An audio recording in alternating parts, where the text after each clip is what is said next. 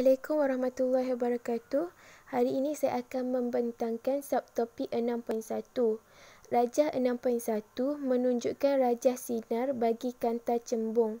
Soalan pertama, takrifkan fenomena pembiasan cahaya. Seperti yang telah saya tulis, pembiasan cahaya ialah pembengkokan cahaya apabila merambat dari suatu medium ke medium yang berbeza ketumpatan optik. Soalan B, kira kuasa kanta.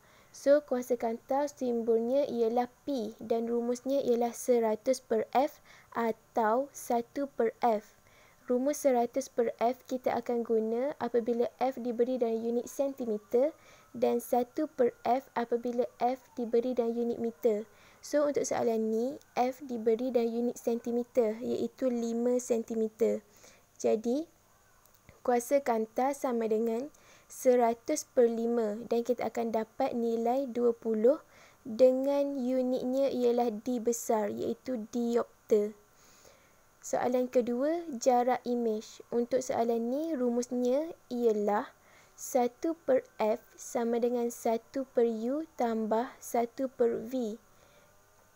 Jadi F nilainya ialah 5 cm dan U nilainya 15 cm. So, langkah kerjanya ialah 1/5 sama dengan 1/15 tambah 1/V. So, kita akan dapat 1/V sama dengan 1/5 tolak 1/15. So, 1/V sama dengan 2/15. Tapi, dia tanya jarak imej iaitu V, bukan 1/V. So, kita akan dapat V sama dengan 15/2 dan dipermudahkan lagi sehingga 7.5 cm. Okey. Soalan C, lengkapkan rajah sinar di atas untuk menunjukkan bagaimana imej terbentuk. So, jika dilihat kepada rajah 6.1, kita dapat rumuskan kedudukan objek iaitu U berada di antara titik 2F dan titik F. Jadi, kita akan lukis dua garis untuk membentukkan imej. Garis pertama ialah garis yang menghubungkan objek ke paksi utama, seterusnya melalui titik fokus sebelah kanan.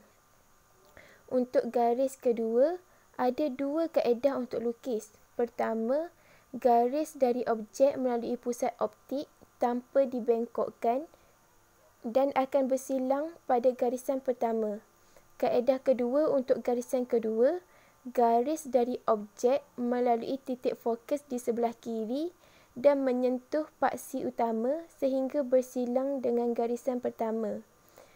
Kedua-dua garisan kedua tadi boleh digunakan, tapi garisan kedua dalam kaedah kedua tidak digalakkan. Sebab apa?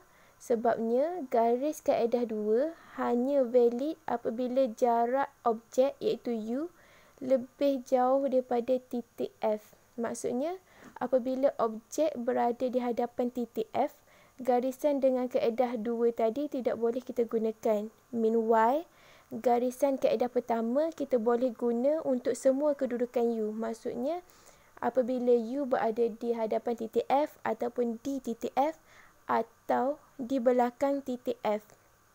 Okey, next question D. Sebuah mikroskop majmuk mengandungi satu kanta objektif dan satu kanta mata. Jarak fokus kanta objektif itu adalah FO dan jarak fokus kanta mata FE. Jadual 1 adalah menunjukkan 3 jarak objek dan jarak antara dua kanta yang berbeza. Berdasarkan jadual 6.1, nyatakan susunan yang manakah sesuai untuk membina sebuah mikroskop majmuk. Nyatakan alasan untuk pilihan. So, yang pertama dia tanya jarak objek. Untuk mikroskop majmuk, kita akan gunakan jarak objek yang terletak di antara titik 2F dan titik F untuk hasilkan imej yang nyata, songsang dan diperbesar. So, kenapa tak guna jarak objek di hadapan titik F atau sama dengan titik F? Sebabnya, imej yang terhasil ialah maya, tegak dan diperbesar.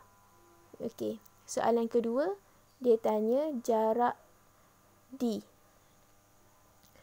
So, untuk mikroskop cahaya, D dia mestilah lebih besar daripada hasil tambah FO dan FE. Sebab kita nak hasilkan imej dari kanta objek supaya terbentuk di hadapan FE. Soalan 3, soalan terakhir. Berdasarkan jawapan D1 dan D2, susunan yang sesuai ialah L. Sekian sahaja perkongsian saya pada hari ini berkenaan subtopik 6.1. Terima kasih.